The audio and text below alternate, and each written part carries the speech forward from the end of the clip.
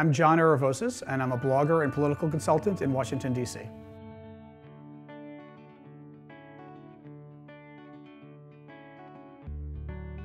I'm a political blogger for almost exactly 10 years now, and a political consultant and political activist. I try not to just repeat the information that's out there, because otherwise people don't have to come to me. They can just go and read articles. I try to take my experience as somebody working in politics for 25 years now to help people understand the news. I've done a lot of work really since probably 1997 working with progressive organizations, or you might call them non-governmental organizations, NGOs, trying to figure out how to use the internet for politics and specifically for advocacy. I think a lot of my European friends often think when I explain what I do that, oh, it's corruption. You go and you influence Washington, and politicians, you give them money or something. And it's more helping organizations figure out how to harness the people, the grassroots, and basically get people engaged on certain political issues. So that if we're trying to convince Congress to pass a good law, or trying to convince Congress to block a bad law, we try to get people organized around the country to call Congress, to email Congress.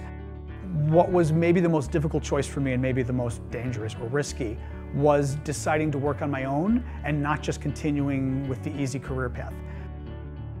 I had gotten a job offer at the Federal Reserve, which was a great offer. It was a lot of money.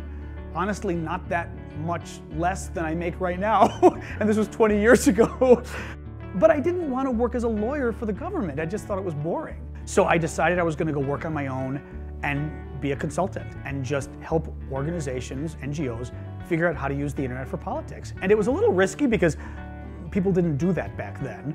I started getting jobs, I was able to get enough work to survive, and it just kept growing. One of my very first big campaigns I worked on that went really well was helping a sailor named Timothy McVeigh, who was kicked out of the US Navy for being gay. So I had contacted him, said I'd like to help you for free. He said, sure, if you can, and basically spent the next couple of weeks working with him and just helping him get his story out there. Writing press releases, writing sort of a story about his story and just sending it out by email. And within a few days, the story basically exploded.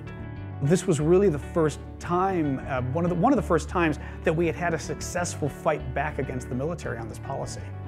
For me, one of the most amazing things working with the internet has been having an impact on politics and on my country.